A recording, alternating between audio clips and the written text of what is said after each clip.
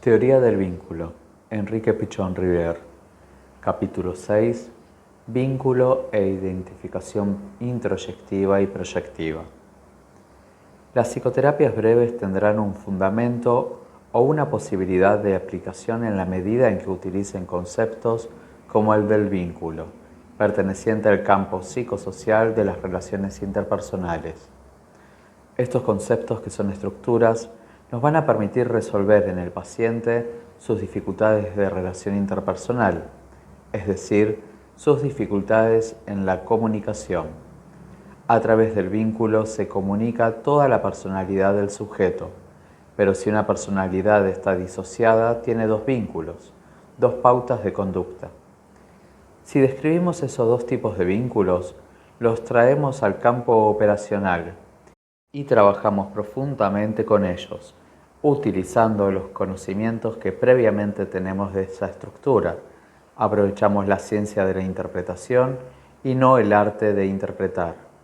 Es decir, si sabemos a través de una práctica determinada que el vínculo se configura de una manera dada, con una importancia particular y que orienta la conducta del paciente, y si sabemos también que es posible que ese paciente o en realidad todos los pacientes tengan cierto grado de división, podremos trabajar tomando en cuenta esos dos patterns de vínculos. Todo depende del contexto social en que ese vínculo se está configurando y enriqueciendo. Surge de esta manera la posibilidad de analizar esta situación y traerla directamente al campo transferencial. De esta manera, se abre la posibilidad de tratar el sector más difícil de pacientes, las personalidades psicopáticas, los que numéricamente son la mayoría. Es a través de esa situación, de la relación social y del vínculo, cómo se manifiesta la psicopatía. La psicopatía puede ser definida en términos de un vínculo particular con determinados objetos, donde las fantasías inconscientes son actuadas ahí, en ese contexto, sin conciencia por parte del sujeto. Es decir, que el psicópata no tiene conciencia de su actuación psicopática porque está comunicándose con proyecciones fundamentalmente establecidas sobre la realidad, lo que determina que su relación sea al lado o al costado de la misma. La conducta en la situación transferencial es una conducta psicopática en ese sentido. El paciente está actuando como un niño o como un bebé, sin tener en ese momento una exacta noción de lo que está actuando, haciendo o exigiendo con su analista. Esta es la situación favorable para la operación al estar dentro de la situación.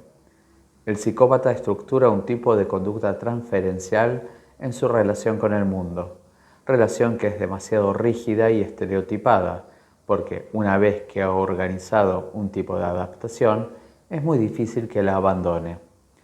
Esto ocurre porque le ha costado muchos años poder llegar a configurar este tipo de adaptación que le garantiza un tipo particular de relación con el mundo, al mismo tiempo que le permite la no percepción de sus defectos.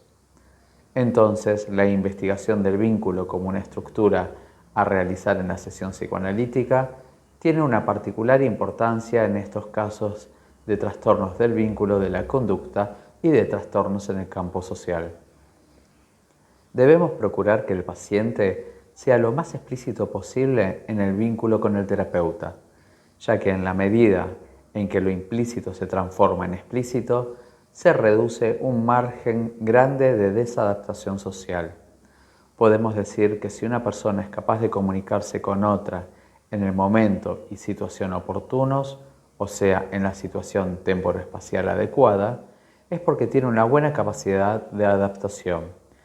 Pero si comunica eso con un trastorno temporoespacial, es decir, fuera o al lado de la situación, está actuando como el analista que interpreta fuera del campo operacional. Podemos definir al analista silvestre o a nuestra actitud silvestre cuando en un momento dado de nuestro trabajo realizamos una interpretación al lado, o como una conducta psicopática en el sentido de que no nos hemos fijado en el emergente del paciente, que es la realidad concreta a la que debemos prestar atención, y le interpretamos en función de un esquema que tenemos dentro de nuestra mente, tratando de meterlo dentro del otro de modo que le imponemos nuestra situación. El psicópata es un sujeto que está siempre en una actitud de liderazgo, en una actitud demagógica, trabajándose a la gente o controlándola, pero sin tener una comunicación directa con el otro. Todo esto es un problema de cantidad entre una comunicación un poco al lado y una comunicación totalmente al lado. Entonces tenemos los diferentes grados de psicopatía, llegando hasta los casos extremos que los psiquiatras clásicos clasifican como de conductas inmotivadas. En realidad, tales conductas no son inmotivadas, sino inadecuadas, porque no hay nada que no esté motivado en la vida mental. Los conceptos de rol y vínculo son dos conceptos que se mezclan mucho. Una terapia orientada en ese sentido debe estudiar la estructura del vínculo y los diferentes roles que el terapeuta y el paciente se adjudican y asumen en esta situación, como repetición de una situación pasada. Esto quiere decir que en la situación del vínculo se incluye siempre el rol. La comprensión del otro en términos de rol nos proporciona una posibilidad para poder entrar en la situación y comprenderla. Las películas de cowboys, en las cuales desempeñan el rol del bueno y otros el de malo, nos acercan a la posición esquizoide. La película de cowboys es prototípica en ese sentido, dado que no se concibe sin el par bueno y malo de entrada. En realidad forman grupos.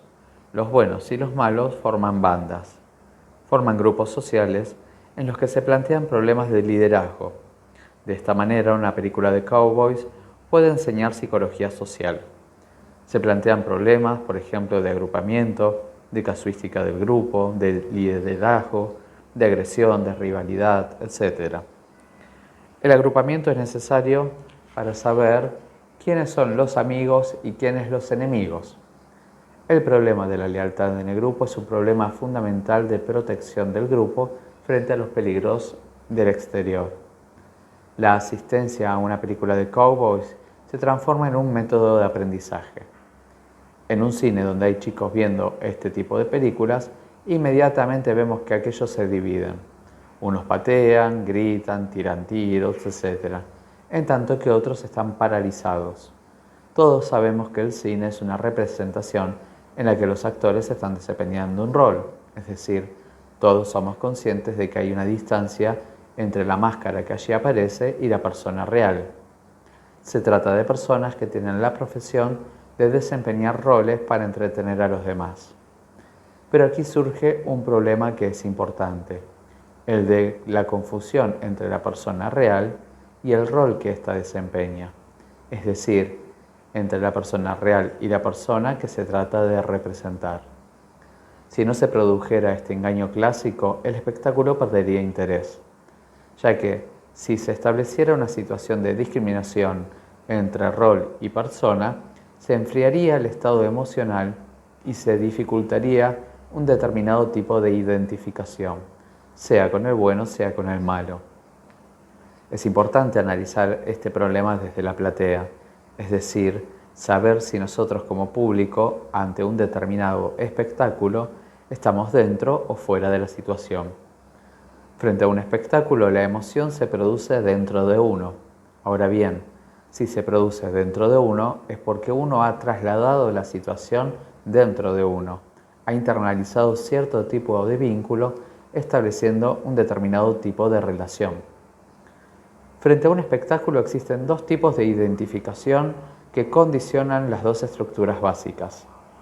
El que actúa como el que está allá en la pantalla ha hecho una identificación introyectiva. Él mismo es en ese momento el héroe, el bandido o lo que sea.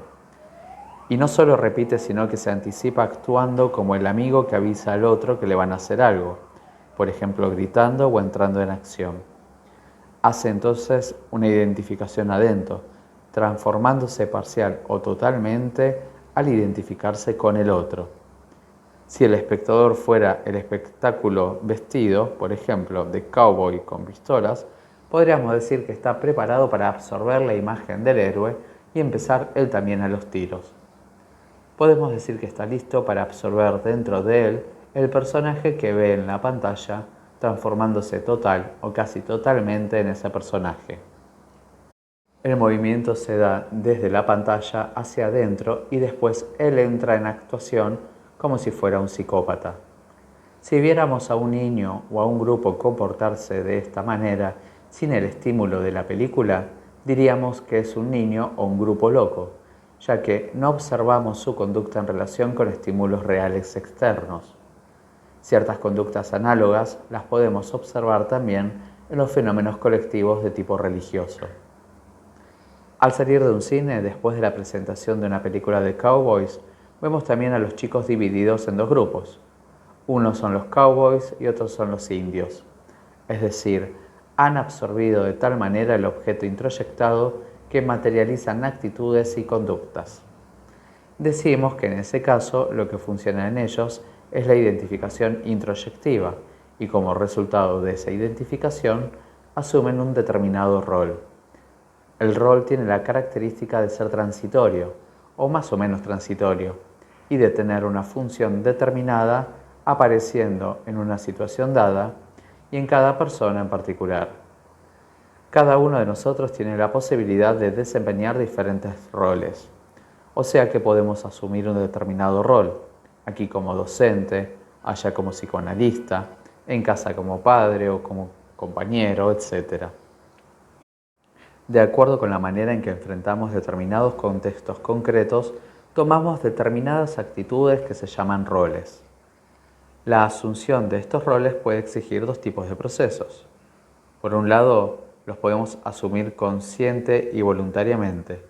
Por el otro, cuando el ambiente o los demás nos adjudican un determinado rol, podemos asumirlo en forma inconsciente.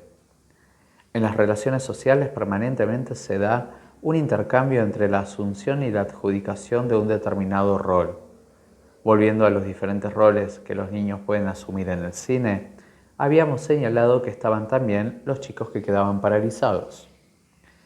En este caso podemos decir que el niño se inmoviliza porque hace una identificación introyectiva con una imagen débil, indefensa o asustada.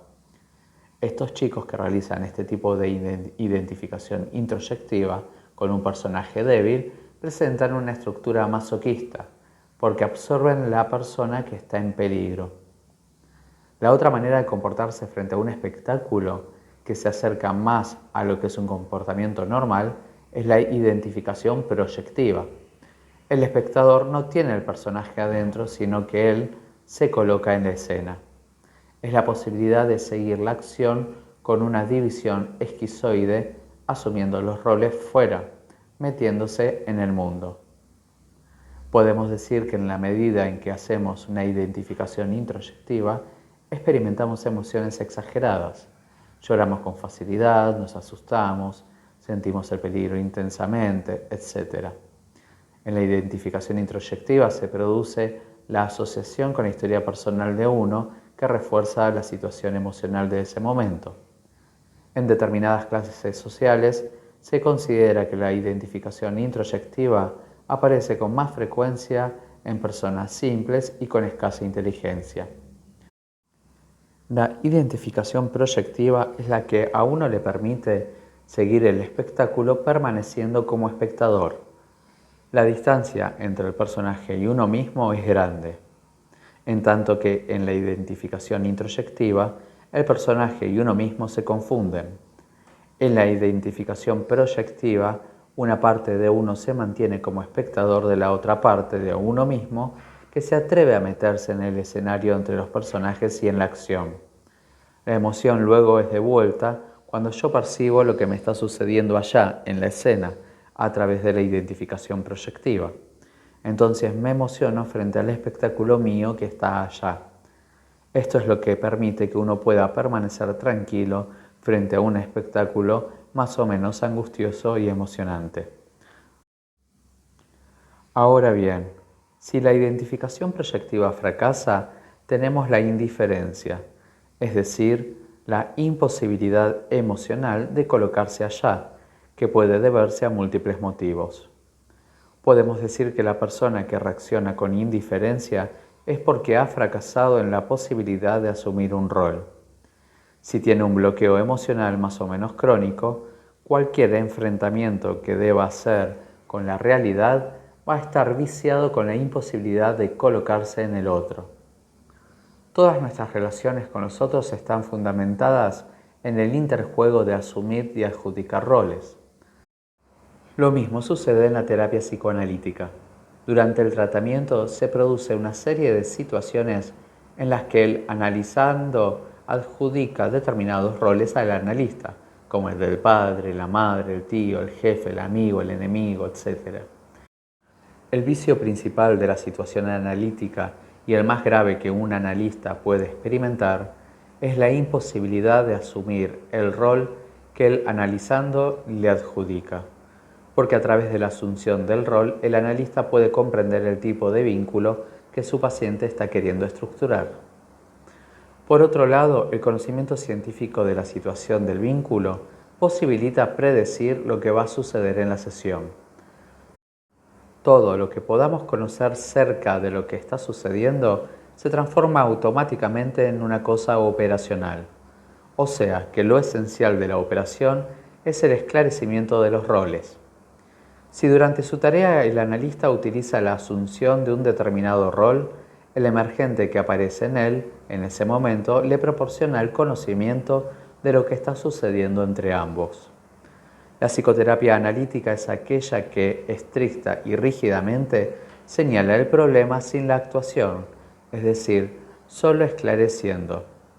Mientras que la terapia de apoyo o cualquiera de las otras terapias utiliza el conocimiento de la asunción del rol para cumplir la misión que el paciente le está adjudicando, aun en los casos en que el analista asume el rol en forma inconsciente, sin tener un claro conocimiento de ello. En la medida en que el analista desempeña el rol que el paciente le adjudica, se cierra un círculo vicioso, ya que el que sigue dirigiendo la situación es el paciente. Si en esa situación el analista es utilizado para desempeñar un rol protector, sea madre, padre, etc., solucionando cosas en la realidad, decimos que esto no es una terapia analítica, o por lo menos no es un momento de terapia analítica, sino que es una terapia que, aunque sea digna y provechosa en ese momento, es otra cosa. Es una psicoterapia basada en la asunción de un rol y en la conducta del analista como figura ejecutora de ese rol, que ayuda a resolver situaciones de ansiedad en el paciente, especialmente si va acompañada de cierta interpretación. En este caso, no se esclarece, sino que en cierta medida se repite. Pero esta repetición puede ser beneficiosa, porque si la experiencia anterior del paciente con un personaje determinado fue negativa, puede ahora en el presente rectificarse en la medida en que, al haberle adjudicado un rol bueno al psiquiatra, éste, con su conducta de buena persona, le proporciona una experiencia actual que puede rectificar la situación de frustración anterior. Por eso causa sorpresa observar que un paciente tratado de esta manera puede modificarse considerablemente. Así se explican varios aspectos de la conducta social en el sentido de que todos los días tenemos contacto con personas a quienes les estamos poniendo roles y evidentemente la realidad va haciéndose más tolerable a medida que encontramos gente que cumple nuestras consignas, que nos frustra menos que las personas de nuestra historia anterior. Lo que en psicoanálisis se denomina contratransferencia puede comprenderse también a través del concepto de rol. Podemos esclarecer una cantidad de problemas en el sentido de que lo que aparece frente a alguien en un momento dado, es decir, un emergente determinado, está en relación con el hecho de haber asumido o de haber adjudicado un determinado rol. La mayor responsabilidad la tenemos frente a nosotros mismos, ya que debemos descubrir el significado de ese emergente contratransferencial y transmitirlo al paciente en ese sentido. Es decir, que si la labor se hace en un sistema de espiral en movimiento continuo, todos los emergentes que aparecen en nosotros están en relación con los emergentes del paciente.